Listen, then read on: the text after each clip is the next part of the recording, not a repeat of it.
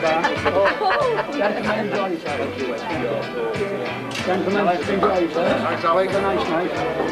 We'll get the bird up for 12 o'clock. Is that outside? Go on the next floor down. No, I need that. I need that, definitely. No, I need the ball. You don't need tonight, do you? No, I'll not get out. I'm not giving it away. Nobody wants it.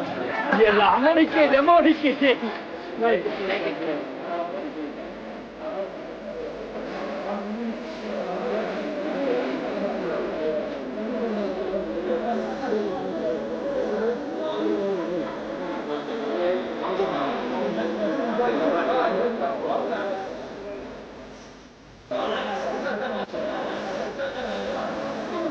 Alan, Alex Murphy obviously thinks a great deal about you. What's your first memories of Alex? Well, the first memories was when he first signed on at St Helens. A little lad of 16, you know, cheeky little brat. But the thing that amazes me, I mean, he was so quick in everything he did. Tim Sullivan was slaughtering on the training track, yeah. And then what he got picked for Australia, that was in 1958. 58, that's right, yeah. And his mum and dad came up to the ground looking for me, like I was getting my shirt and my shoes and jerseys and all this kind of thing ready for the tour. And she came across to me, bless her soul, she said, Alan? I said, yeah. Will you look after Alec while he's on tour? I said, you must be joking. Look after him, no one can look after him.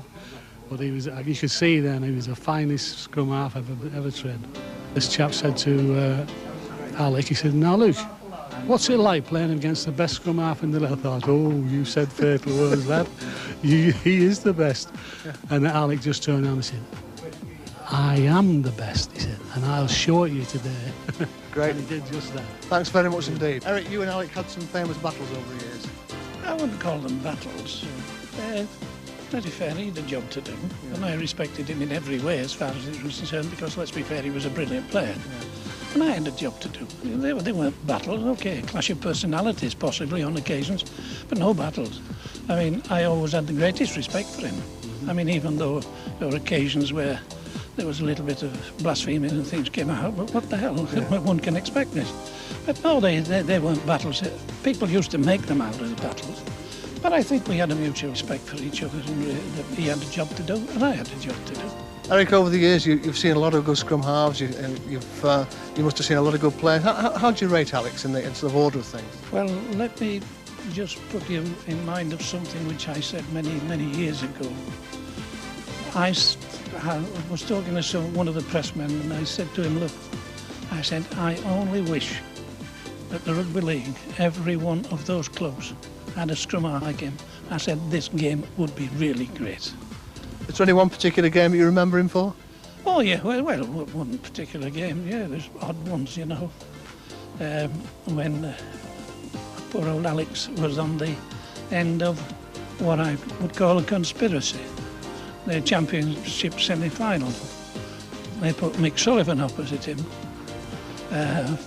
I was there to see they did nothing, but they decided that both of them would take matters in their own hands, so they both went at an early bath. OK, Sergeant Major Eric Clay, thank you for sharing your memories with us. It's been a pleasure, but can I just correct one little thing? Yeah. I was never a Sergeant Major, but I was the equivalent in the Royal Air Force. I was a WO1. Thank you very much. Thank you, Eric. Well, about 1958, lost David Bolt and lost Jimmy Chow in the test match. He said, I'll just stand up. Yeah, that's a bit of a promotion for you. He said, and we'll work a move. We're only 9 men.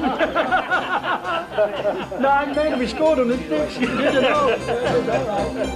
Right, brilliant. Exactly 20 years ago, as a very new Secretary General, I went out with Alex when he was coach of the England team, of course, in the '75 World Cup, which, like the one in Centenary year, we split into England and Wales. And I was absolutely starstruck, you know. I mean, he'd been an idol for some years, being born and bred in Hull, and having watched Alex play, the greatest player, pound for pound, position for position, I ever saw. pretty well the best referee as well, and that's only when he was playing. And of course, a very successful coach. We should have won that World Cup. It was only because Alex in Brisbane wound the Welsh up so much and actually beat us in the first match of the tournament in Brisbane that we lost it by 1 point to the Aussies, who we took 3 points off, drew with them in Sydney and licked them at Wigan. But 20 years on and attending this dinner tribute to, and I'm still starry-eyed about the fella. I mean, he is absolutely a one-off, and his contribution to the game absolutely immense. I know it was often said actually that the old farts, if I can call them that, it seems to be the phrase at the moment, in the establishment couldn't stand Alex because he was too prickly and he was too controversial, and we had it in for him. Nothing was further from the truth. Occasionally we had to pretend to be stern with him, and we would invite him to Rugby League headquarters, you know, before the committee. The hard thing was to keep a straight face, and I frequently had to drop my pencil and dip below the table so people wouldn't see how I was laughing, because he always had a cheeky comment, and you couldn't be cross with Alex for very long at all. When we come to judge the history of the game in about another 100 years, do you think Alex Murphy will still have a place? Oh, absolutely the top. I mean, when we organised the first Hall of Fame elections, I mean, Alex, it was unopposed, 1 minute, and he was in. I mean, and that stature of the man, I mean, he is one of the all-time greats of the game. And the great thing about Alex, and where you could never be cross with him for very long, even if he'd been most controversial, was that you knew he was absolutely in love with the game. Everything he did, all his waking thoughts, all his actions were because he was totally in love with the game of rugby league football, and we're in love with him. Thank you very much, David Oxley.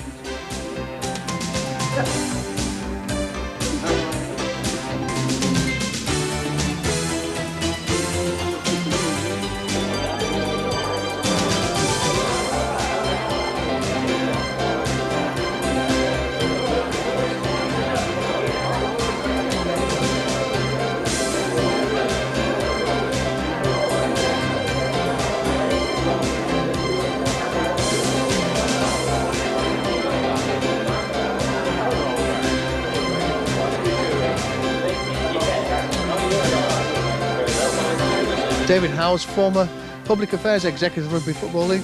I mean, you've been around rugby league a long time, seen a lot of big personalities. David, how does Alex measure up? I think in the sense I was a paid PR man, Alex, it comes naturally. And he has that ability on all occasions to say the right thing, to stir people up. Very, very knowledgeable about the game, and his column in the Daily Mirror reflects that on occasions. But Alex was colourful, controversial and charismatic. And in my time at Rugby League, there are only two people that can actually turn people's heads in a room, and that was Alex himself and Eddie Waring. And both of them were larger than life and very much part of the fabric of Rugby League, and outshining many of the personalities purely by their own character. I know you were involved in the Hall of Fame and finding them. Well, and you two were on the panel like David Oxley. How, did you sort of see it in the same way? It was an automatic selection? What we did do was look at the Hall of Fame and decide at the end of the day to take the absolute upper echelon of the game. And you look for people with longevity of service who actually perform to the highest standards and serve the game in many different facets. And of course, Alex not only qualified by a playing career, but a magnificent coaching career as well, with most of the honours in the game coming to him both as a player and a coach. And therefore that dual qualification made him truly a legend. And to be in the company of the Rosenfelds and the Wagstaffs and the Bostons and the Bevans, it was a true reflection of the contribution Alex has made to our game. We are talking here of a man who was a player, a coach and a personality. And his personality came out in everything he did, even to the days now where he's a commentator and a writer in newspapers. It's still Alex. You can't keep him down as a player, couldn't keep him down as a player, and you certainly can't keep him down as a pundit.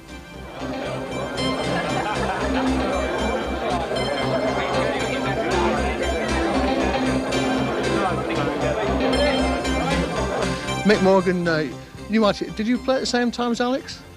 No, I started when I... Oh, sorry, I did. I played against Alex many times. I remember, in fact, one of my favourite tales were against Alex when I intercepted off him last minute when he was at Lee. Yeah. And it was with Wakefield, Big Neil what play coach, and we got a result. At last minute of the game, I intercepted and scored. It was off Alec, and it cost Dave Chisley's Wembley place because it looked like being a replay, all of a replay, Premiership playoff, and we ended up winning. Mick, you've been a long time player and involved in coaching and now in club administration. How would you rate Alex Murphy in the history of the game? Well, he's got to be obviously as the all-time great. I mean, he ranks with the Billy Boston Neil Fox of this world, and obviously overseas Gazny, but obviously Alec, he's done it all. Magnificent player, magnificent coach. Are you going to ask me about coaching now? No. Nah. Well, that's my favourite all time. Is he got me the best good idea I've ever got in my life, because it won in England and again Wales at Langs Park, as you can remember, and Alec geared him up that much to try to get crowd going, to get Ozzy to come and watch us, that he called Welsh alt names under son, and Percy could coach greyhounds and what have you, and they were that fired up and not 7 bells out, and there's now we're at middle of the pack, and I remember it well. Mills, Fisher, Wambon, Mantle, Dixon and Coslett. 7 bells out. Standing up. Oh, that's again. Better get it signed before these two drop. The Fox brothers, Neil, Peter and Don, all played a big part in Alex's career at some stage. Yeah, the first time I came across Alex was as a 14-year-old. I was captain of Yorkshire and he was playing with the Lancashire schoolboys, and he's been a pain in our backs ever since. But yeah, great player was Alex. Known him a long, long time.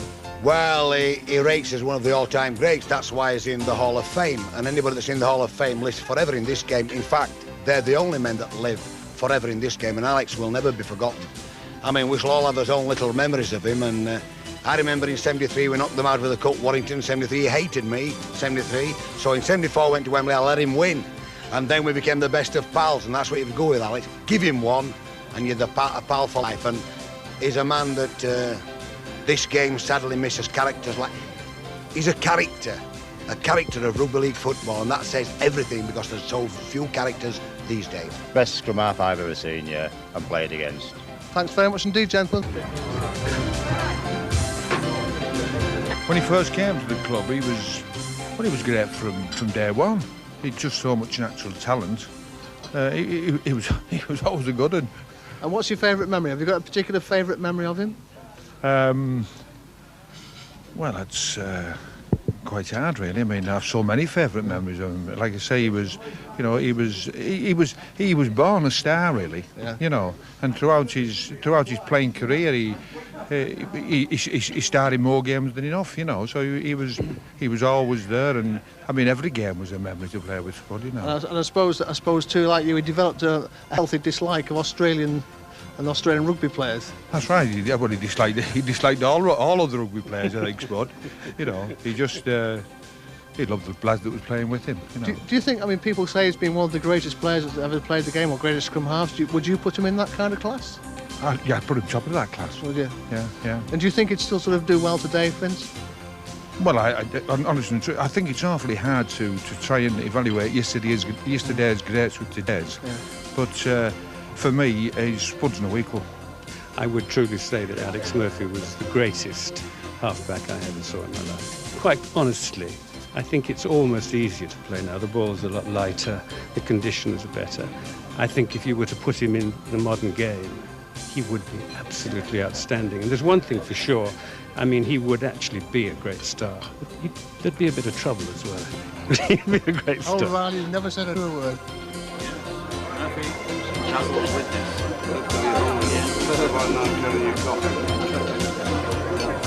That's the man. Ladies and gentlemen, welcome to a very special evening for a very special servant of rugby league football. It's appropriate that we're in Alex Murphy's hometown area of St Helens. It's also appropriate we're at a racecourse. Would you please give a rugby league welcome to our guest of honour, the man we're paying tribute to, Alex Murphy, and his top table guests.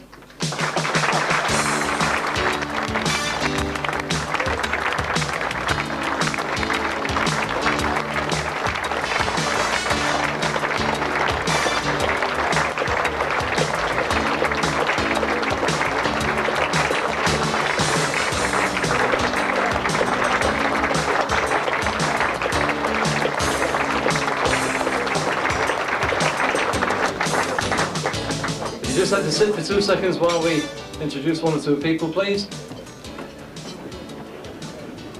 We would in fact like to start off with a sincere apology. One of the chief guests who see on your Daily Mirror menu card tonight is Maurice Lindsay, the Chief Executive of the Rugby Football League, who unfortunately has been called to London tonight, but he said he'd get Alex by phone, again, I don't need it. And Morris has sent a message to Alex. He said he hopes the evening goes with a bung. Sorry, a bang. We'd like to start off, please, with Grace from Alex Murphy himself. Please be standing for Grace. For what we're about to receive, may the Lord make us duly thanks. Grace is available on CD and cassette, by the way. Enjoy the meal.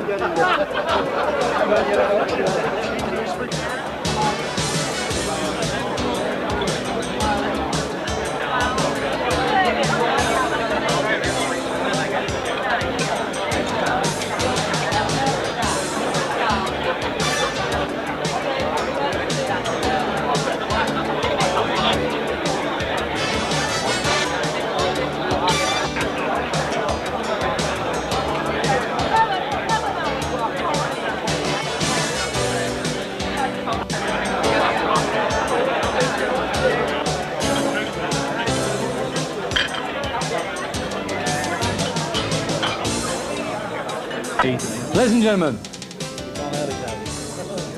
welcome again to Haydock Racecourse for a very special evening for our chief guest, Alex Murphy. I think it'd be appropriate, ladies and gentlemen, just to pay tribute to a career that is without doubt one of the legendary ones in the game of rugby league football. We're talking of a man who earned 27 caps between 1958 and 1971 for Great Britain. He was in the 1960 World Cup squad that won the World Cup, winning all 3 games, including obviously Australia, and forming a half-back partnership with Frank Myler. He toured twice, in 1958 when the Lions played 30 matches, won 27, drew 1 and lost only 2, winning the Ashes series 2-1. Alex Murphy is an 18-year-old, made 20 appearances out those 30 games, scored 21 tries, 3 goals, a total of 69 points. He went again 4 years later in 1962 when again they won the Ashes, and Alex made 11 appearances with 9 tries. He is the 7th top try scorer for Great Britain with 16, including the 2nd best ever feat of 4 in a match against France in 1959. He played for St Helens, Leigh and Warrington and didn't qualify for a loyalty bonus.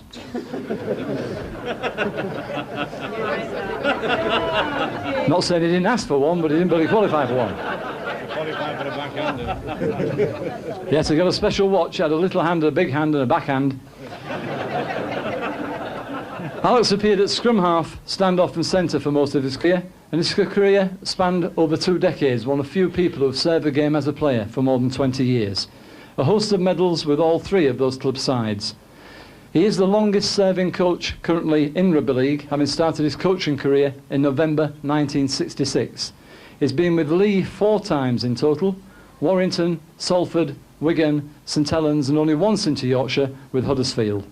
He is now, of course, connected with the Irish team, which says an awful lot.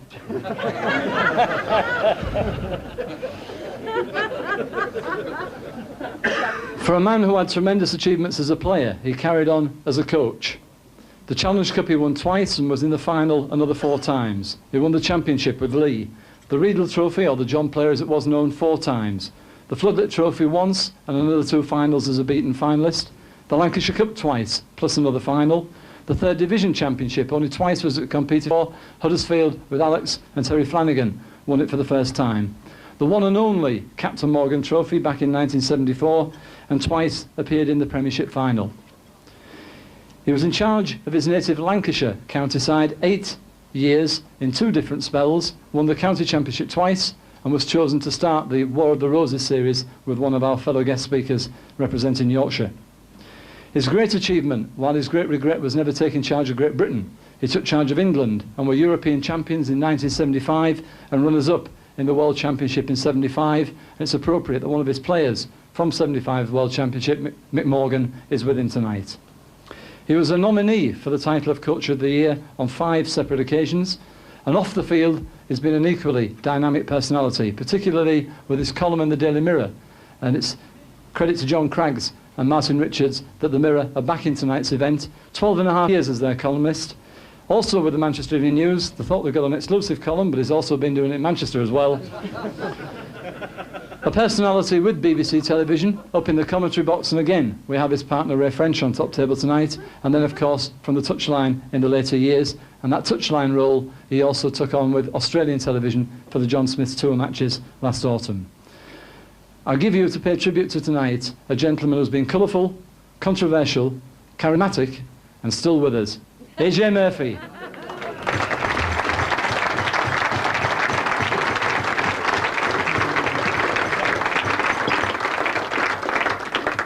Distinguished guest, top table, ladies and gentlemen.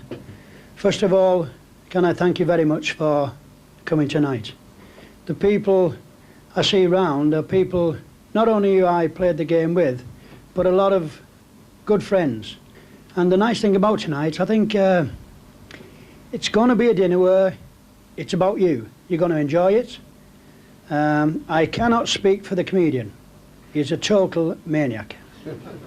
I did not book the comedian. If he says he did, I'll not pay him. But I would like to thank the clubs, especially St Helens, even though they booked at 4:20. I'd like to thank Warrington. They hold a dear place in my heart. I had 8 tremendous years at Warrington, and they're a club who I hope will not only go well in the Super League, eventually, you know, take it over. I'd like to thank Lee, and nice to see 2 great friends of mine, Brian Bowman and John Stringer. But the most important people are the people who I've learned and known individually. I didn't realise that I knew so many people. I know there's a lot of people who don't like me, but honestly, I didn't realise there were so many who did like me. Maybe you've come with somebody who, you know. But I would like to say, just for the evening, and the most important thing is enjoy the evening. It's about an enjoyable evening for you. What I've done in 40 years, and there's only one regret I will have now. The fella who signed me for £80, I would love the same opportunity to say no. But I think he'd get his way, because Harry Cook was probably one of the greatest chairmen that I ever served under. And if ever a guy could get blood out of a stone, he did it. And if you look round, there's people like Vinci Corellius, Alan Prescott, Ray French, who've all been at St Helens. And I had the privilege, like I say, of going to Australia with Vinci when he single-handed destroyed Australia. So much so they named him the Wild Bull of the Pampas. And I understood why they named him that. They couldn't spell Corellius. But I won't keep you too long, because what I've just said to you is enjoy the evening. There's a guy in the room I've got to say thank you to, because somebody said to me, would you ever go and work in Yorkshire? Not only did we go and work in Yorkshire, but we took a very, very proud club, Huddersfield, and give it a little bit back of the thing it had lost, its tradition. There was a magnificent club in the early 50s and 60s, and when myself and Teddy Flanagan went there was nothing. But within 12 months, I think the club itself got a little bit of pride back. I did enjoy my spell in Yorkshire, and I think that's eventually where there might be 1 or 2 jobs becoming vacant. There might be one coming at Leeds, but I don't know whether your CV is good enough. Because what happens at Leeds, you've got to have, your CV's you've got to win things. My CV's not that good. So I'd just like to say to you, thank you very much for coming. My best friend over there, who I toured with, Don Fox, I'm pleased to see you, mate, because one of the few guys who went on a tour and came back and did it proud. Ladies and gentlemen, thank you very much for coming, and I hope you have a great night. Thank you.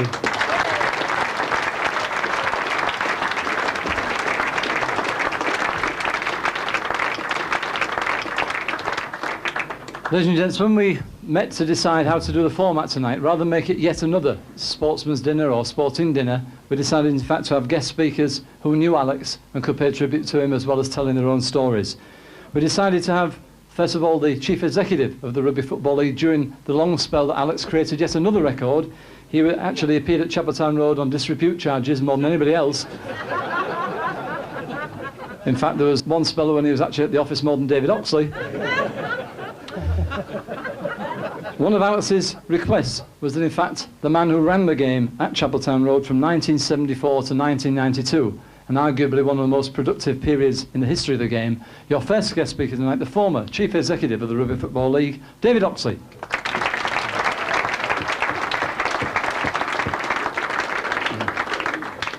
Alex, distinguished guests, ladies and gentlemen, I think in all the 20-odd years I've known him, that's just about the kindest and most generous introduction I've ever had from Dave Howes. With all the events going on in the other code, Rugby Union, over the weekend, at the very least, I thought I'd be introduced as an FOF, a former old fart. That's right.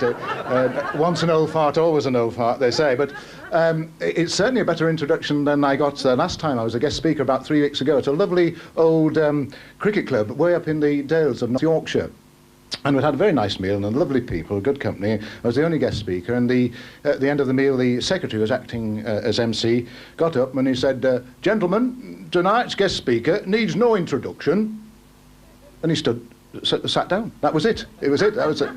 So there was I waiting for somebody to say something nice, and the captain on the other side of the said, "You're on, lad."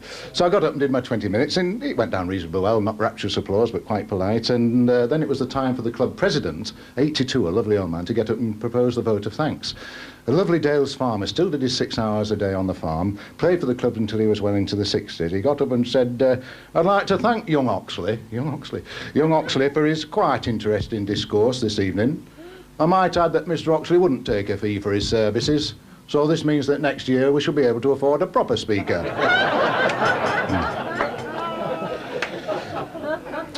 I have, in fact, during my 18 years at Chapeltown, been called many things, as you can imagine, particularly on formal occasions and being introduced by people of the media. Earlier, I was Secretary General in the earlier years, and it wasn't long before Tyne Tees, Keith Macklin, introduced me as the Secretary Gentle, which I thought was quite nice, quite nice. A little later, somebody on Granada, the Sexy General, that was quite flattering. And finally, Harry Gratian, who should have known better because I used to teach him in my former profession as a schoolmaster at St Peter's in York. Harry Gratian, on BBC Grandstand no less, almost caused my first divorce when he introduced me as Rugby League's secretly genital. So we changed the title to Chief Executive when the board was and that didn't help either. I was speaking at the Guildhall, no less, in London, a very, very fine and a very gracious event, and it was a wider sporting context. MC, of course, on duty, resplendent in the red coat and medals, and this very, very sonorous voice through the Guildhall introduced me as David Oxley, OBE, the Chief Executor of the Rugby Football League. It's absolutely true. I thought, blooming heck, 18 years, I didn't get it all right, but I didn't think I'd kill the bloody game off. But I had 18 wonderful years at Chapeltown Road. It was a privilege to serve the game that I and everybody here love. Of course, it wasn't all pleasure, no job ever is. It had its chores, and one of the main chores was having to accompany the Great Britain trips abroad. One of the things you have to do, lads, isn't it? You know what it's like. You don't want to do these things. No, Bridget, my wife, never thought that either, but so did we. I don't know what it's like under Morris, but certainly in my regime... Oh,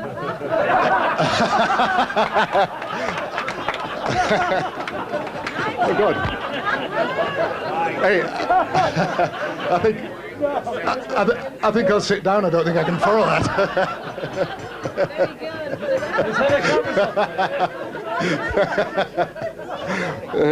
Oh dear. Well, let's put that another. I don't know how it is nowadays. But certainly in my time at Chapeltown Road, when we toured in Rugby League, we did it in style. We stayed at the most luxurious hotels, travelled by the world's most famous airlines, you may have heard of them, Celebrity Airlines, carried all the best people, Buddy Holly, Ken Miller, people like that. My last trip in 1992 down under, we travelled in one of their splendid fleet of Airfix 747s. We took off from Heathrow and went crop spraying over Kent for 3 hours. At which point the pilot came on the intercom. He said, "Ladies and gentlemen, please fasten your safety belts. I'm going to try to take the channel in one." Which we managed to do. And everything went pretty well until we were over the Indian Ocean, when the cockpit door opened. The same Captain Ashen-faced came down the aisle. He was going, Easter Monday, Good Friday, Christmas Day, Boxing Day. And the chief steward just stopped him in the middle of the aisle. He said, "Sir, I think the word you're looking for is May Day." You know, we eventually got to Australia and Sydney. Now, on this trip, there was a first-time tourist, a front row forward, who is still in the game, is a lovely lad. He's a good player and getting better all the time, but not one of the brightest, so I'll just call him Fred for the sake of propriety. Fred, as I said, is a prop forward. And are there any prop forwards in? Yes, there are. I can see one or two good ones. There's a few good ones around. Well, none of this applies to you, lads. Fred is a prop forward in the modern idiom. You know the type. He was typical of that superb breed, the heart of a shire horse, the speed of a cart horse, and the brains of a rocking horse. And these days, as you know, when you get to your hotel in Australia, many of you have done the trip now, it is pretty tiring, you are knackered, and all you want to do is get your keys, get away to your room, get your head down, and get your system back into some sort of working order. But the funny people in Aussies, for people who have supposedly no regard for rules and regulations, when they do impose them, they're imposed with a draconian vigour that puts the rest of the world to shame. And as you know, these days, before you can get the keys in an Australian hotel and get away to your rooms, you have to complete a very lengthy form of personal particulars. Well, this completely flummoxed poor old Fred came to me at reception. He said, "Dave, what do I do now?" I said, "Fred, go and fill in the questionnaire." So he thumped the doorman.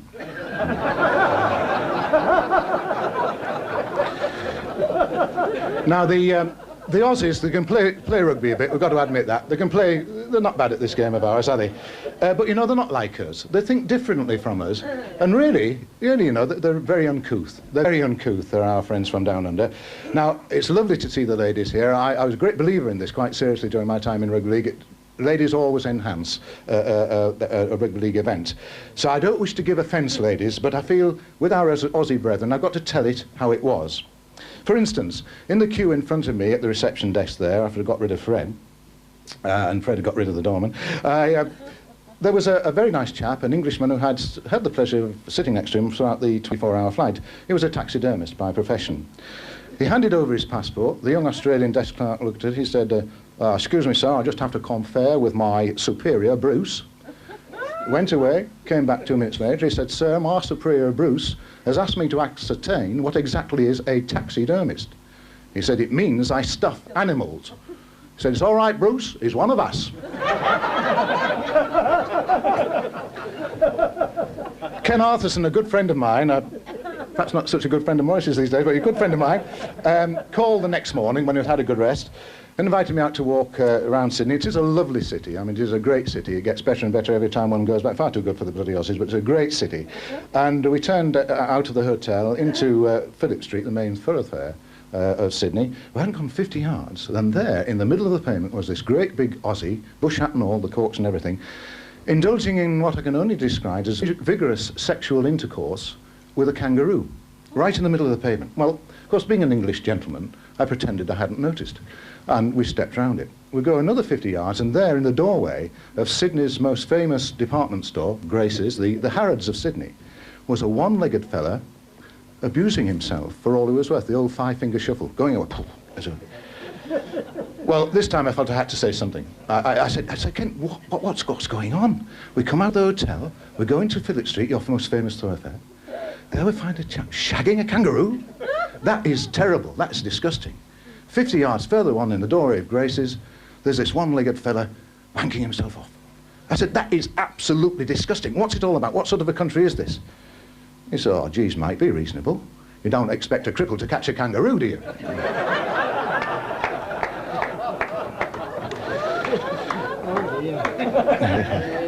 You see, ladies and gentlemen, truly, in rugby league, as in a love affair, if there are no fireworks, there's no feeling. And this great man on my right, Alex, he's had a love affair with rugby league for 40 years. Certainly pound for pound, position for position, just about the greatest player I ever saw. Pretty well, notwithstanding Eric Clay here, the best referee I ever saw, and that's when he was playing. He was an outstanding coach, of course, at club level. I thought he was an outstanding coach at international level and should have got more appointments, but that's another story. A manager, and of course a man of the media. In the 1970s, when Dave and I came into the game, it wasn't in one of its better periods. There were plenty of good players around, but morale was very low. We'd gone through 4 tackles, we'd just started 6 tackles. We hadn't quite assimilated. Fitness levels weren't what we know them to be today. Crowds were down, morale was low. Bala had just broken away, and things weren't looking so good.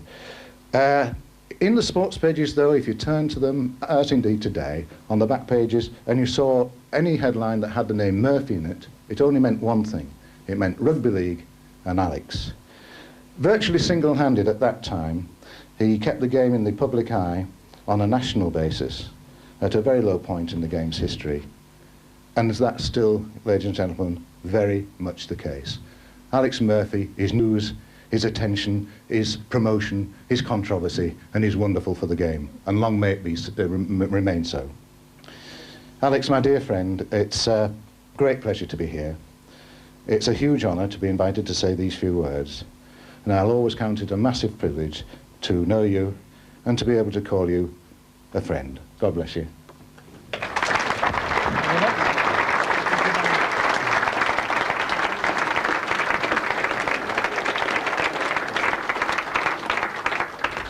David Oxley, the good news is the Australian cripple has just been signed by Rupert Murdoch.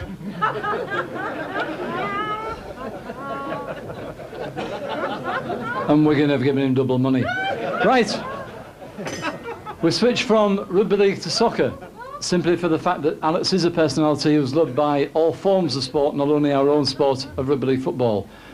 Freddie Pye, who I mentioned earlier, on the board at Manchester City, former chairman at the Main Road Club, would like to pay his own tribute to his friend from the sport of rugby league, Alex Murphy. Would you please welcome Freddie Pye?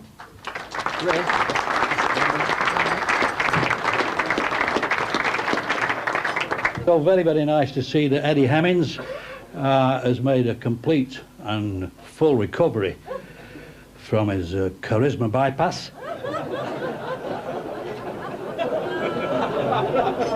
Eddie, as you know, is into many, many, many sports. He's now, you're not going to believe this, but he's now into cockfighting. And I checked my story out and I called his missus this morning and I said, is he really? You know, she said, Freddie, he's been up all night greasing his zip.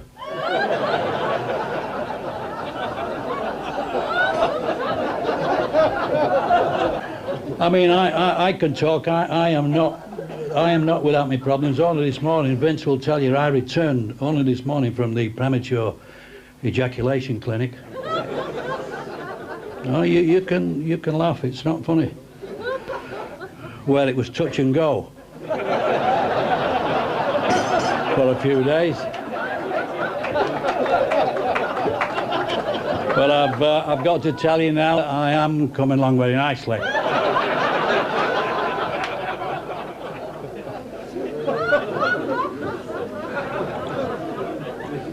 Peter Swales, just before Franny did the deal, Peter Swales rings me, he said, Freddie, I've got a monumental deal. I said, get off. He said, I think I've got the deal. I've sold the club, I'm sure I have. I said, what sort of dough? He said, 30 million. I said, oh, bloody 30 million? Who has bid you 30 million? He said, it's a fella called Michael Knighton. I said, Michael Knighton. He said, look, don't worry, son. He said, it's okay, because tomorrow, Mickey Thomas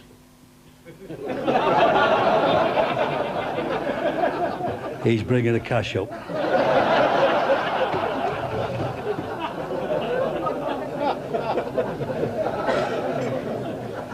I walk in, the first guy I meet, he says, Freddie, he says, what is going on at Main Road? I said, I'm buggered if I know. And I've cleaned that up because the women are there. He said, well, come on, what about football at Main Road? I said, well, that is a good idea. That is a good idea. I said, we've tried everything else. We had the Horse of the Year show against Spurs.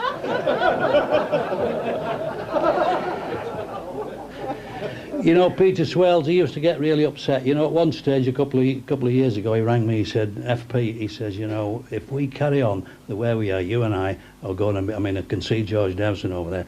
He said, the Evening News have told us, you and I, he says, we could well be joint Mancunians of the bloody year.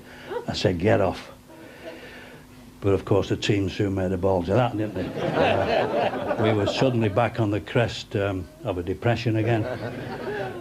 And Peter Reid, he won the Bell's Whisky Manager of the Month award, but that was for July.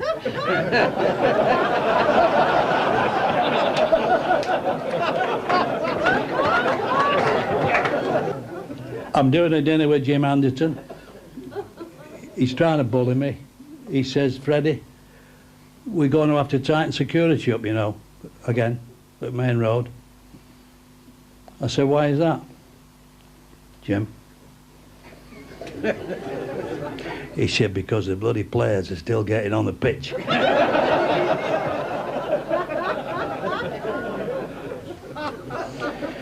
Now, I remember I used to be chairman of Wigan Athletic. I was chairman of Stockport County for quite about 5 or 6 years, but I've been around the soccer. I've known Alec many, many years, and he's a cracking lad. But my years at Stockport were quite eventful. I am a Stockport boy. I was born and bred in Stockport. I'm very proud of coming from Stockport.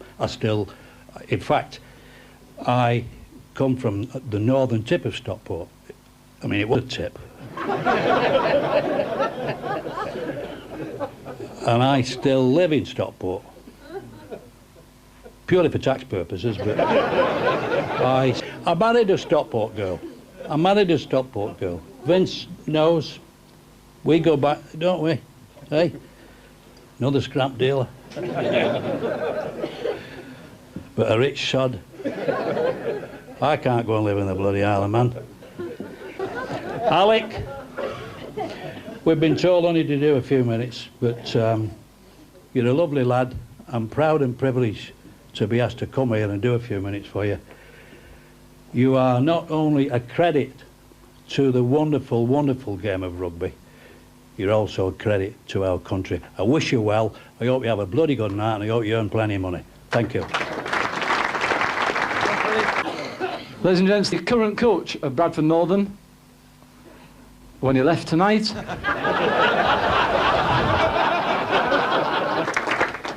Jim Sullivan was coach to St Helens. Alex Murphy was a 16 and a half year old. Sat in the corner dressing room when the great Jim Sullivan gave his team talk. And of course it was always a team talk when we played Wigan. They always had a plan to beat Wigan. And Jim Sullivan had a plan to beat Wigan. Not complicated as the Italian match, but it went like this. Jim Sullivan sat the players down and talked, and he said, we play Wigan.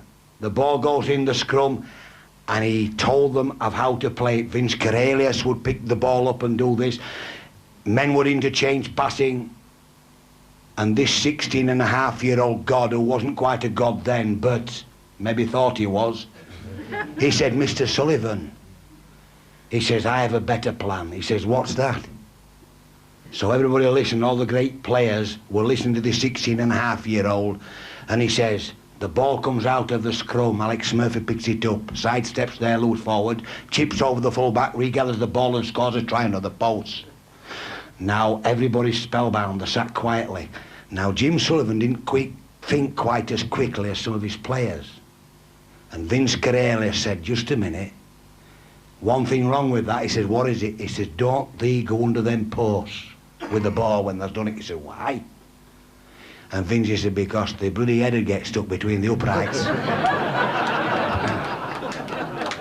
Alex Murphy, he has done it all as player coach, manager.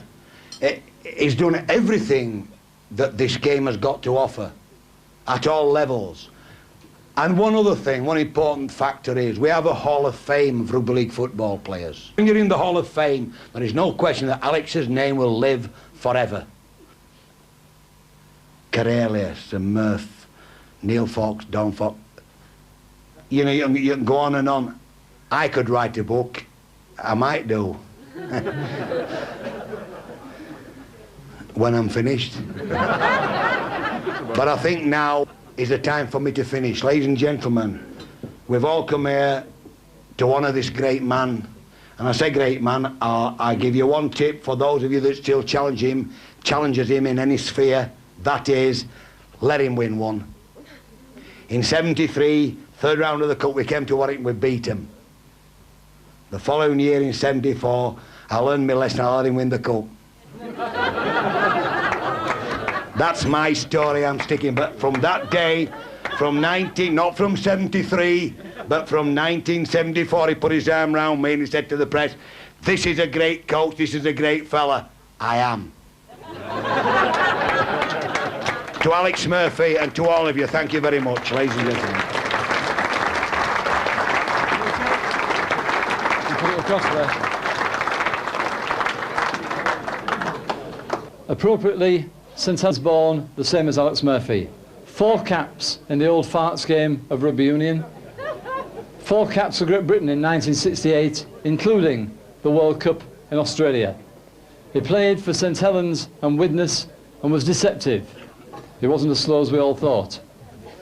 Now retired as a schoolmaster at Cowley School in St Helens, is of course the BBC television commentator for Rugby League, a post he's held since the retirement of Eddie Waring back in 1981. He also writes every day in the Today newspaper, one of Rupert Murdoch's ones. Radio BBC Merseyside, the Rugby Leaguer and an accomplished author on the game of Rugby League. Would you please welcome, from St Helens, Ray French.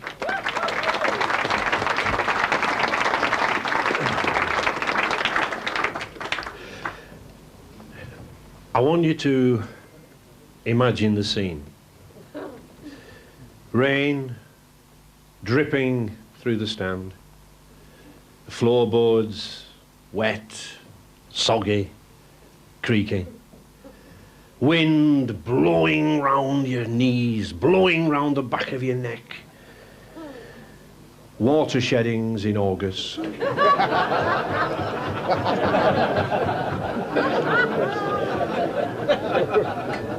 My first Rugby League BBC TV commentary. Headphones on, adjusting the set. 20 seconds to go, voice in my right ear, tuning in, Australia, satellite up, taking pictures. 15 seconds to go. New Zealand, recording, TVNZ, beaming in. Tune the set, check the colour, tension, nerves, stomach churning away. 5 seconds to go, voice in my right ear. America recording, cable line now on. Going 5, Ray. The players are in the tunnel, lining up. And suddenly, there's a voice in my left ear. Ray, put ITV on. I've got a tenner on the favourite at Ascot.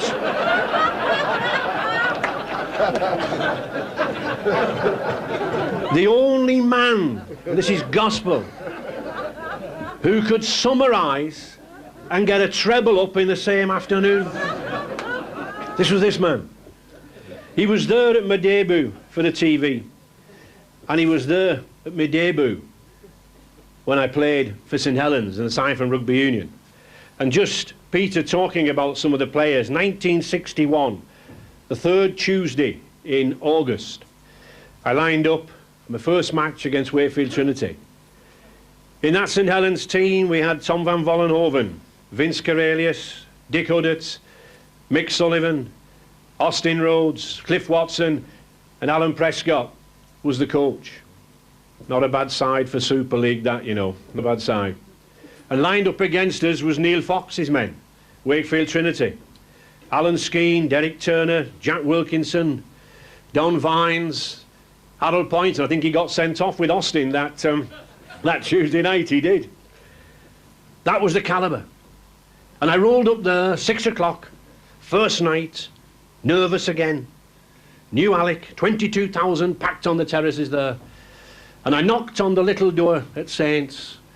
And Basil Lowe, the secretary, was usually behind, with a little bob hole shut. And he always shouted, "Nobody in, nobody in, nobody's here." And I was after complimentary tickets.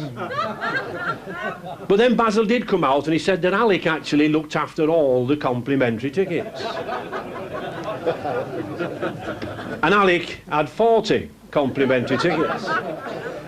And if you got there at 7 o'clock, they were quite reasonable at £2 a piece.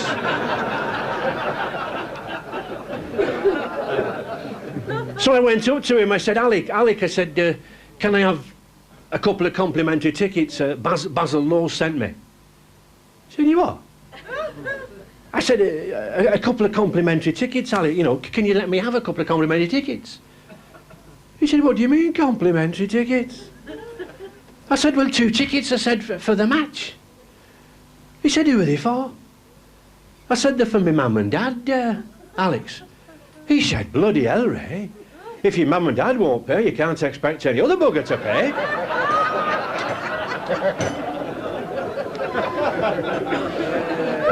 But they weren't bad for £4, I will admit. He was there again at my debut at Workington. Now, anybody who's played at Workington, and a lot of the players, I'll not use the word old-timers, but when I refer to Workington, I always mean the real Workington. The Workington with nutters like Frank Foster up there, who had 2 short arms. Magnificent front row forwards like Brian Edgar. And then Cumbria's equivalent to the Cray twins, Bill and Dennis Martin. Now, believe you me, when you went up to Workington with these 2, Dennis, Crossroads was an intellectual challenge to Dennis. He knew I was a school teacher, and I'll never forget, he came to me one night before kick-off. He said, Ray, I've been wanting to see you. You're an English teacher, aren't you? I said, "Yes, sir, I am, Dennis." He said, "I've been going," he said, "to Kendal College of Technology." He said, "I've been doing this course, Ray." He said, "And this woman keeps marking all my history essays wrong. And she's doing all my corrections wrong as well." I said, "Well, what are you doing, Dennis?" He said, "Well, I wrote this essay for her last Tuesday night. Christopher Columbus circumcised the earth with a 42-foot cutter." I said, "But you know that's wrong, Dennis." He said, "Yes, but I changed it to 33-foot clipper." And then there was Bill. Bill was horrible. He was 6'4". He had this bullet head with ears. They modelled them on the Challenge Cup. These ears, they were out here. And ugly. In fact, Workington used to stand him on the pitch in August, and the Crows used to bring the bloody seat back from July. And these were the 2, the Martin brothers. And it was my first game up there.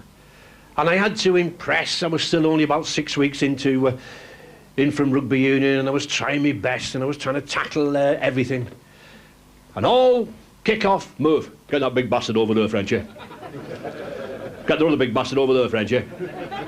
He was stood about 15, 20 yards behind us all. In fact, it was surprising he didn't have Workington flu that Friday night.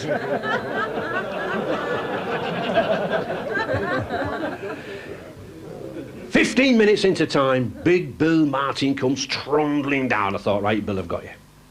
Leapt in, chopped him. I was quite proud of it. Chopped him down, flat on the floor. He's on the deck. I'm standing over him thinking, I've done you, Bill. From out of the corner comes this little scrum half. Booted him straight up the backside. Smack up the backside and pissed off 50 yards down the other side. Bill got up, thought it was me, flattened me on the nose. I hit him back. He butted me. I butted him back. Matt Coates, the referee, little Matt had a nasal defect. Come here, the bloody pony, come here, my bloody field. Off, the bloody pony, get off. Meanwhile, Dennis, who always looked after his brother, he comes running from behind. He's just about to clog me again. Murph kicks him up the backside. So we're all going off, the four of us together. I'm quite happy about that. I'm quite prepared to go off, sit in the bath, but oh no, not Murph. French will bloody do the pair of you after the match, don't you go there. We're going to the tunnel. French will do the bloody pair of you after the match. Where will you be? Where will you be? We'll be in the bloody social. He'll be bloody there, bloody, don't forget. 4:45, the pair of you. He'll take the bloody pair of you on. 4:45, the pair of you.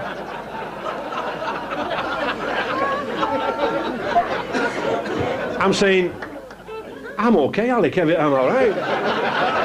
Settle down, settle down, settle down. Don't forget, Bill, don't forget, it's 4:45, 4:45. Well, we get in the bath. I have a bath, he's still chunnering on, cursing, swearing, puts his Brill cream on, used to put that parting down the middle. He said, come on with me, come on with me. I thought, oh, bloody hell. I'd only been in the game 6 weeks.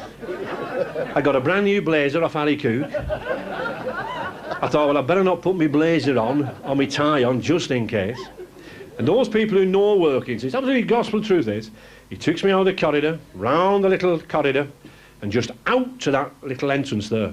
All of a sudden, this little two-seater MG car rolls up outside the door.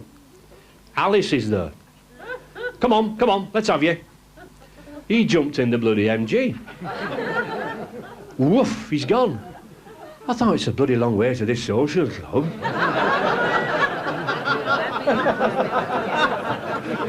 4:45, he's at Fortin bloody service station. I'm sneaking round the back of the bloody social club. But this is the bother. This is the trouble that he gets you in. Now, if I may just go back to one game. It was a game at Hull. It was about 5 years ago now. It was when it was the John Player Cup. And it was a semi-final. And it was played between Hull and Leeds. And on the Friday, there was about a 10-inch drop of snow. On the Friday night, it was about -10 degrees. And on the Saturday afternoon, it absolutely pissed it down all afternoon. So you can imagine what sort of a game this match was. And Leeds had an Australian centre called Tony Curry. And it was a boring game. And I just said to Alec, isn't it marvellous how well these Australians handle in the wet weather? That was all. It was just a throwaway line. Isn't it marvellous, Alec, how well these Australians handle in the wet weather? Alex said, oh yes, oh yes, oh yes. He said, they adapt very, very quickly when they come to our country. He says, dry as a bone over there, dry as a bone over there. This was the letter I received about 3 weeks later to Grandstand. Dear French and Murphy, last Saturday I overheard your comments regarding the surprisingly good handling of the Leeds Australian centre Tony Curry in the wet weather. Are you not aware that the average rainfall in Sydney for the corresponding seasonal month of December is 0.71 centimetres higher than that of Hull? Whilst the surrounding Sydney metropolitan area is in fact 0.93 centimetres when adjusted per rata per capita per secular population. In the week specifically referred to of December 12/13, this can even rise to a height of 0.97 centimetres, again when seasonally adjusted per rata per capita per sequitur. There is no excuse whatsoever for your gross inaccuracies in your commentaries. If ever you wish to make an impact as commentators, both of you really must indulge yourselves in far greater research prior to a game than you apparently do at the moment. Yours, disgusted Hemel Hempstead. P.S. If I must be honest, you are bloody hopeless. Absolutely gospel.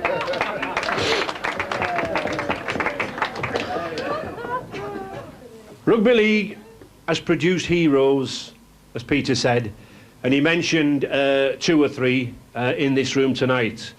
And let me just in passing mention one of my heroes, and a man who was a real great friend to mine, again an ex-St Helens player, who again did so much for Alec, and that's Alan Prescott in the far corner over there.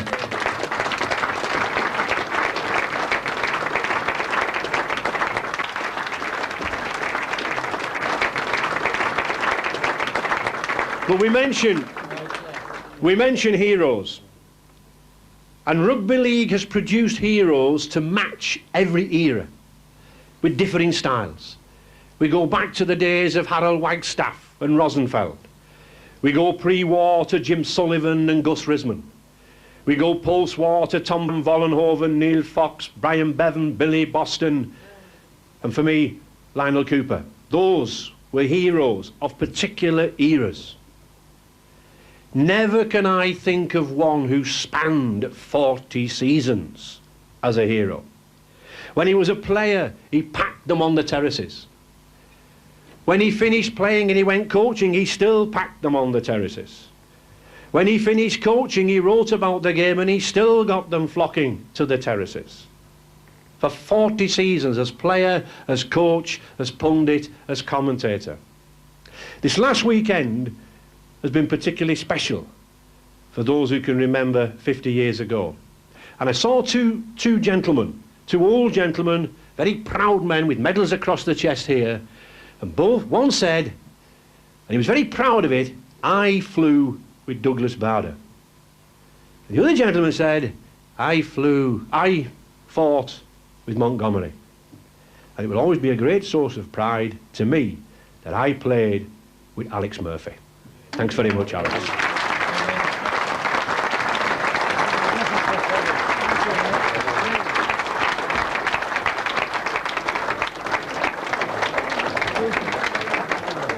We've had the BBC man, and we've now got the top man from Sky Television.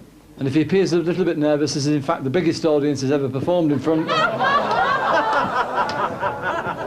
Would you please welcome from Sky Television, Eddie Hemmings.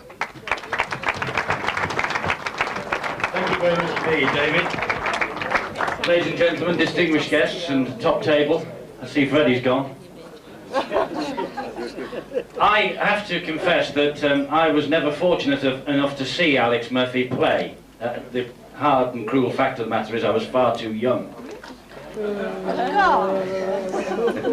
But I know the impact that he has made on the game, and I'm going to, because I can only talk about the game of rugby league when there's people out there playing the game, and when I've got Steve-O to do all my talking for me alongside me, and I never normally get a word in edgeways with him, of course.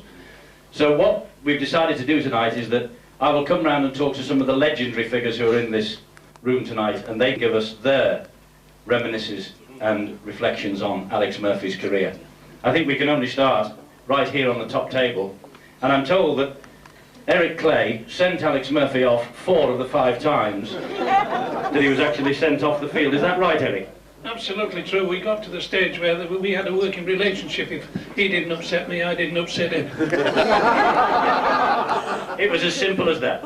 Very simple. No, let's be fair. The one thing is this. I had the greatest admiration for all the players in rugby league, including Alex. I had often said during my career that if every club had an Alex Murphy, what a hell of a game we would have. And the point is this, okay, we had fun together. But he was a man that obviously was being marked. It's not the referee's job to go out there and sort of look after one man in particular. There's 26 of them. So of course you've got to have eyes in your backside. Unfortunately I was gifted that way.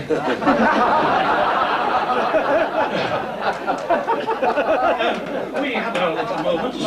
I mean, I can remember one particular time when in the semi-final of the championship Alex was out there, and then the next thing I saw coming out to the stand-half position for Wigan was a fellow called Sullivan.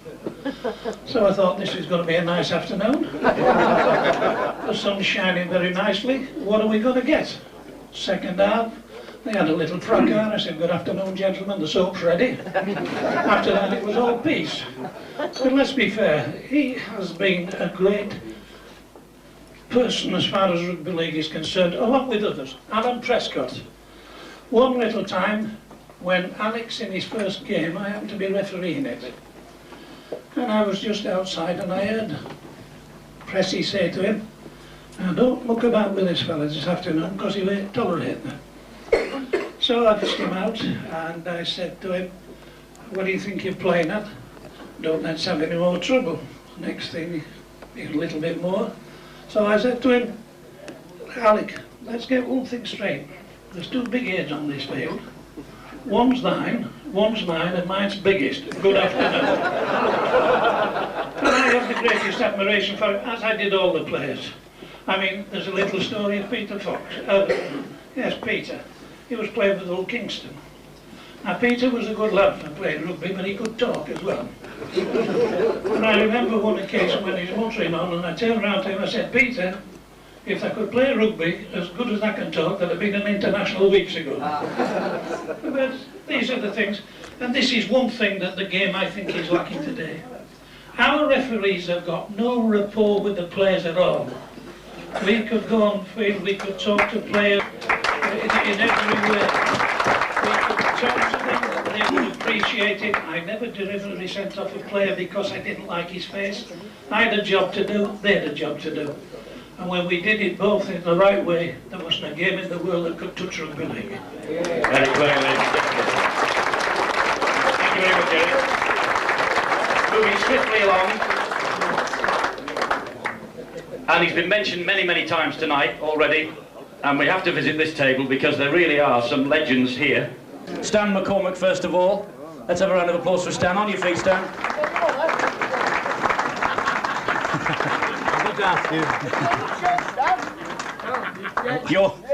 Now you were chatting to me before the dinner got going. You've got some great memories of Alexander James as well.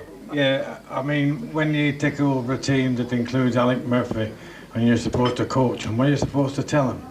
I said we had Vollenhoven, Alan Preston had the team before me, and coaching to me is a myth. Players make coaches. You can't make a donkey win the derby. And I can tell you this, Spud was no donkey. He used to play hard on the training pitch than what some of these men play today for 2,000 quid. You only need 6 like Spud, you wouldn't need 13, you'd win the matches all right. He's one of the greatest professionals I've ever seen and one of the greatest trainers I've ever come across in my life. And I've seen a few. Stan McCormack. And here he is. I know that you all wanted to see him, so let's put him on his feet. The great Alan Prescott.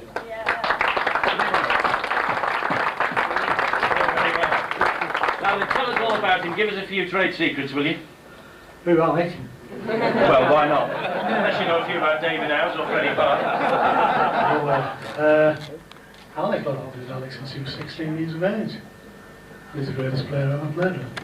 Fantastic. He had everything. I agree with what Max said about him.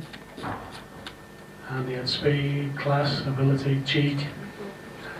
No, he was a wonderful player. Wonderful player. I remember we did an interview once on Boots and All with Fred Lindoff, and Alex was a guest in the studio, and he had Steve over there and Alex as well. He said, you two are the 2 biggest bloody cheats that were ever in the game. I mean, that was a bit unfair, wasn't it? No, that's true. It's true, isn't it? Mind you, you weren't a bad player yourself, were you? No, a little bit. I've got a cold, so that's why I'm talking slowly. Just before I go away then and take a paracosal. Well, it's nice to see all these old players. I'm thrilled to this with them. Particularly Alec, who's invited me down here. And I'm more than thrilled to see, including Mr. Clare. You've had many of us sit on with Mr. Clare. Can you call it Mr. Clare? Don't really sending me off tonight. It's great to see you. You're looking in marvellous condition. Ladies and gentlemen, Alan Prescott. Alex Service is here from the St Helens Club, and Alex, you're the historian of the club, aren't you? Well, supposedly, yes. We're here tonight to pay tribute to Alex Murphy, and really, I mean, I don't know what it takes to turn out at top level in rugby league, and I always take what other people say to me.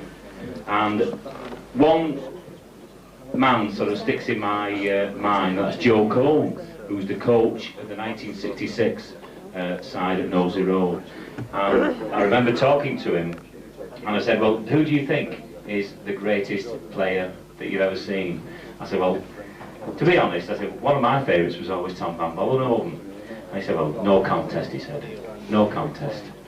I said, well, why? He said, well, Tom Van Vollenhoven was the world's greatest winger in terms of, you know, attack and defence.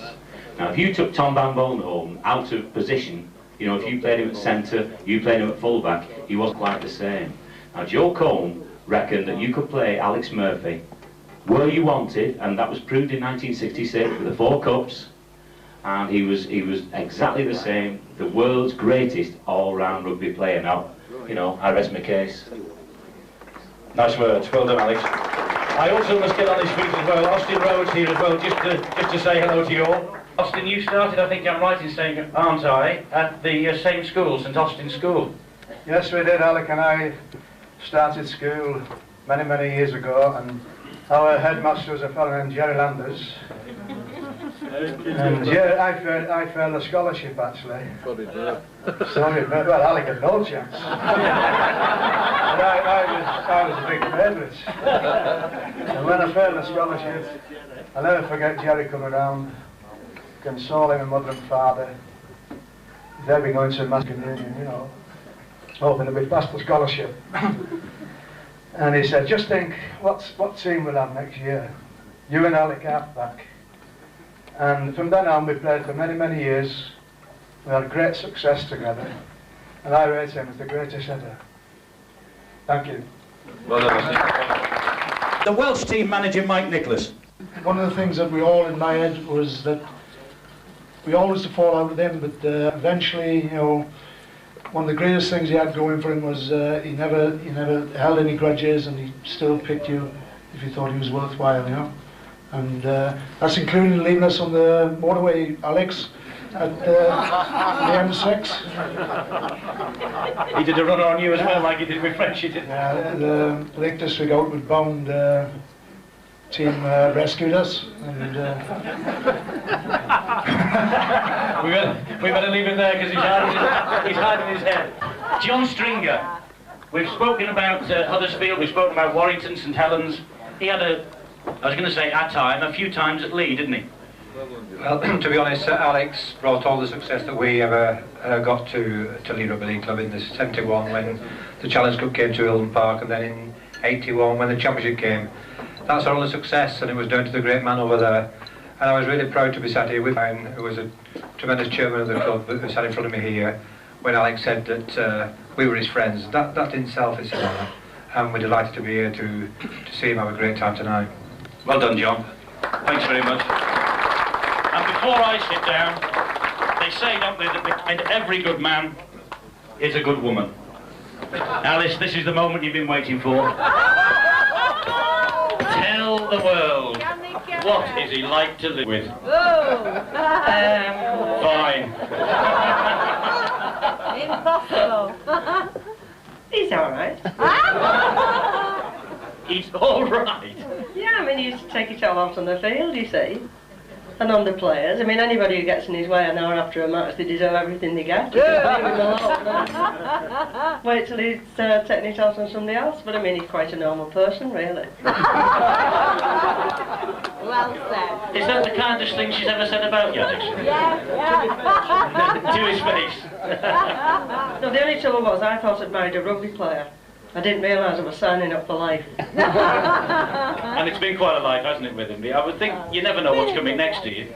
No, it's been good. I've enjoyed every minute of it. I just wish he was starting again. Well said, Alice. And of course, we have Anne here as well, who is Alex's daughter. On your feet, Anne, because I want to prove to everybody that you obviously got your good looks from your mother. Now, I've seen you looking at him very fondly up there. I mean, what's it like to have a dad who's done as much and has been such a divil and a mischief maker? I mean, was he the same when you were little? Was he exactly like he is now? Just like anybody else's dad. Yeah, wonderful. Well, you never saw him, because mine don't see me. Exactly. But great fun, obviously. Yeah. No different to anybody else's. Oh, I think it must have been a little bit different, but we won't go into that. Alice and Anne and Alex, have a wonderful night. It's been a wonderful night so far, and there's plenty more to go. Ladies and gentlemen, he is a living legend, Alex Murphy.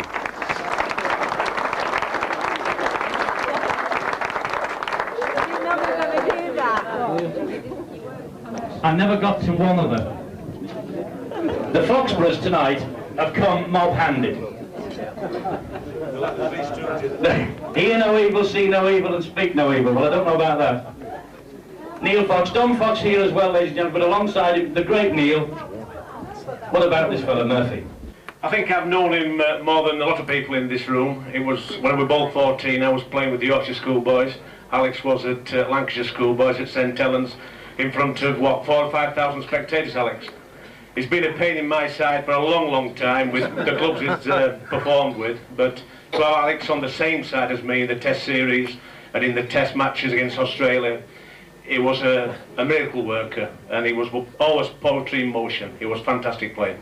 Probably the best who's put a Great Britain shirt on.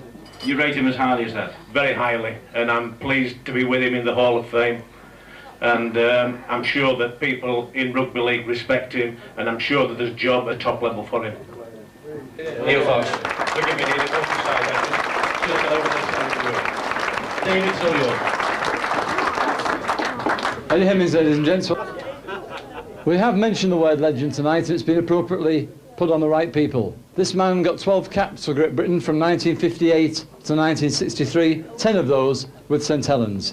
A 1960 World Cup winner, along with Alex, and a back row, ladies and gents, that was himself, Turner and Whiteley, 3 legends all in the same back row.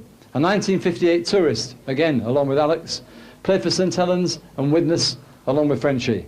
Coach Widnes from 1972 to 75, and again 83-84 season, won the Challenge Cup twice, the Lancashire Cup and the Floodlit Trophy. He also coached Wigan from 1976 to 79 and brought in many of the revolutionary methods that are now being praised on coaches worldwide. The one and only, from the Isle of Man, especially for tonight, Vince Corelius.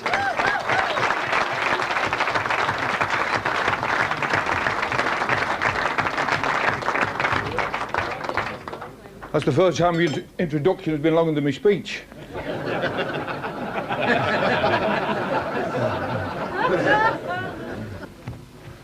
I must say it's so nice to be asked to speak again, so soon after Christmas.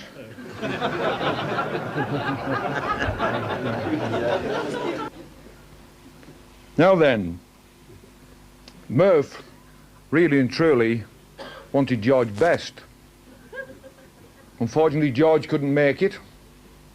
He was launching a ship in Belfast, and he wouldn't leave go the bottle.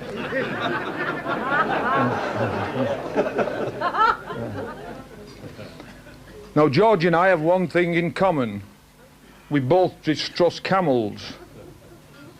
And anything else can go for a week without a drink. His second choice was Will Carlin, but unfortunately he got lost. As you know, Will is very numerous, not very literate. He got to the signpost. He knew how far it was, but not where to.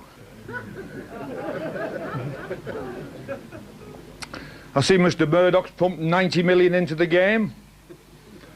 Some people said, you think it's good for the game? Well, I think it is if they use it wisely. But I mean, just look at Bradford Northern.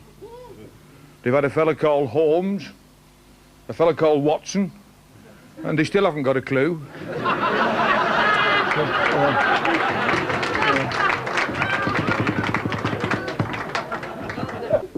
They say one of the first signs of growing old is when you have to start wearing glasses, especially when they're the wife's.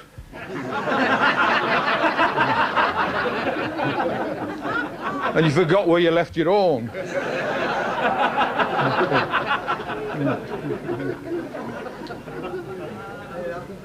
Another sign is when you're asked to speak at a dinner about somebody who's been in a particular job for 40 years. I thought, speak about him. I can't remember him.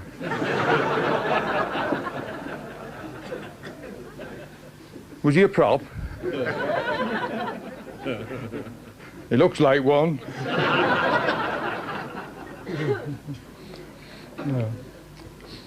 Now, a vague memory comes flashing back to me. I remember a particular game up at Halifax, with Saints versus Halifax, and a particular gentleman was playing at that time, God rest his soul, a lad called Jack Wilkinson, and Jack had put a bit of a dusting. And so I tattled Jack, and I said to Jack, well, you pick up some of your own size, Jack. And Jack said something like, sod off. or words to that effect. And he promptly butted me. And me being very even-tempered, I took 2 handfuls of his jersey, put my leg behind him, had him on the deck, and I was pounding him about the head. And at that particular time, there was about 30,000 people on, and that was the day when, before we had substitutes. And there was a certain gentleman that was a reserve that day, I like to call Dougie Greenall. One of my great pals, the hired assassin.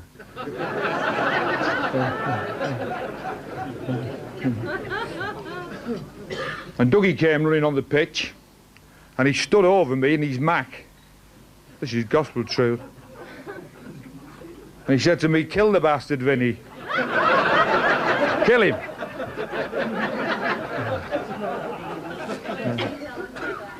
He was the only man who swore in our team, actually. Mind you, of course, that was in the days before the advent of the lodger in the kitchen, the TV. I mean, what did you do before you had the TV? What did you watch? We used to all sit down and watch me granddad.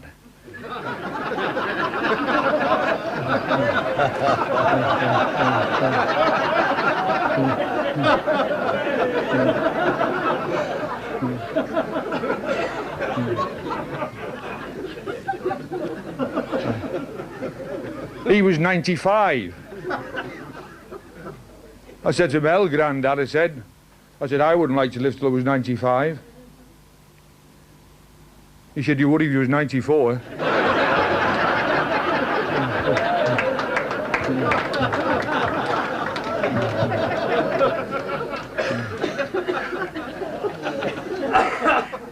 Yeah. Now, not many people know this, but last year, Spud actually rang up the Prime Minister of Israel. And he said, "What do you want, Mr. Murphy?" He said, "Well, I'd just like to know," he said, "if I could be buried in the same place as the good Lord, and how much would it cost?" He said, "Well, you'll have to have a cabinet meeting to decide that." He said, "I'll ring you back in a few days." So 3 days later, he rang him back. "We've come to a decision, Mr. Murphy," he said. He said, "We've decided you can be buried in the same place as the good Lord." He said, "Will it cost £1 million?" He said, "What, for 3 days?"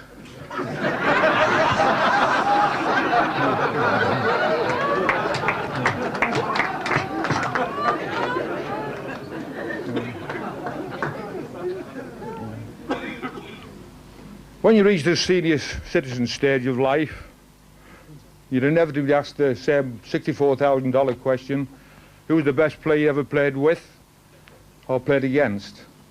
And I never have any hesitation whatsoever in answering that. I always say Spud. I mean, he's so much talent, it was unfair. He could run faster backwards than most of his contemporaries today could run forward. And he also had another touch of absolute genius. He could talk underwater.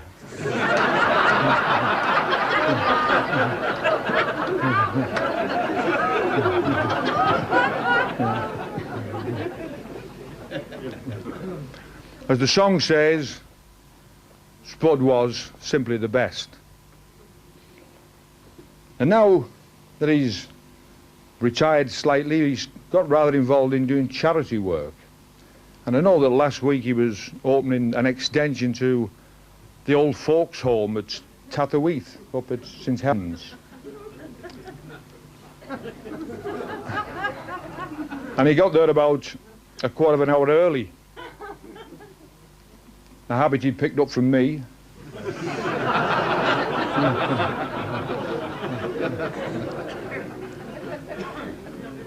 Well, after he'd been there about half an hour, he was getting quite agitated, so he got up and he went across to this little old lady. And he said to her, he said, "Excuse me, love," he said, "but," he said, "you know who I am?" And she said, "No." She said, "But go over there and ask the matron." He said, she'll tell you.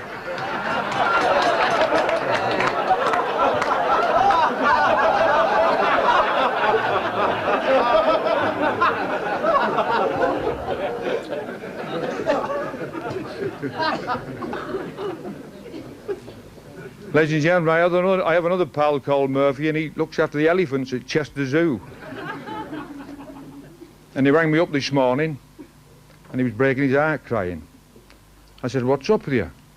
Pat, he said, well, he said, you know Jumbo? He said, the big South African bull elephant. I said, aye. He said, well, it's died, gone and died. I said, oh, God bless us. I said, I'm awfully sorry. I said, I didn't realise you were so close to the great animal. He said, I'm not, he said. He said, I've got to bury it in the morning.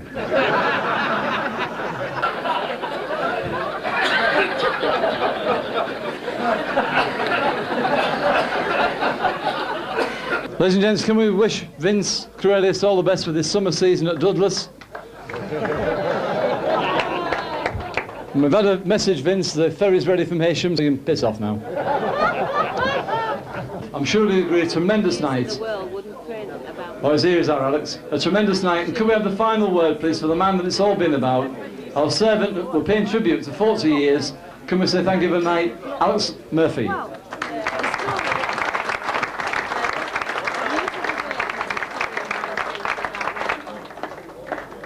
Ladies and gentlemen, I hope you've had a great night, because I really do not believe that you could have so many people and great people in one room and enjoy what you've enjoyed tonight. I'd like to thank everybody concerned with arranging what's happened here tonight. David Howes, Dave Parr and John Huxley, because honestly, if any guys have ever worked with a problem, Dave Parr is probably now a total wreck. John Huxley knows what his mobile phone is for. I'd like to thank Eddie, Mick Morgan, because professional people you meet once in a lifetime, and these two people, I played with Mick and I never realised that a forward could be so intelligent. I really did not do that. Eddie now realises he's commentating on probably the greatest sport in the world. I would just, before I go, I'd just like to say one thing. I heard a story last week about, and I'm sorry, David, I've got to say this because it's been on my mind all night. You all know about Martin of Fire.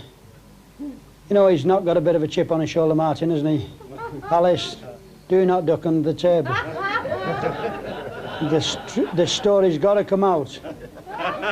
As you know, Martin is on Sky, the try of the season. How would he know what a try of the season is? It really worries me very badly. He went into a club in Manchester and he went to go through the door and the doorman said, sorry mate, colours round the back. He said, you what? He said, you see this watch? £4,000 Gucci. He said, I'm sorry mate, I've had my instructions, colour round the back. He said, you are joking. See this suit? £10,000. So I'm sorry mate, I know you've got a problem, but colours around the back. He said, you see that car over there? £50,000, that's mine. Mercedes Sports. He said, I'm sorry sir, colours round the back. Martin is getting totally pissed off. He said, can I ask you a question? He said, do you know who I am? He said, no. He said, I am Martin of Fire. I am the quickest wingman in the British Rugby League. Oh, he said, that's good. It won't take you too long to get round back then, will it?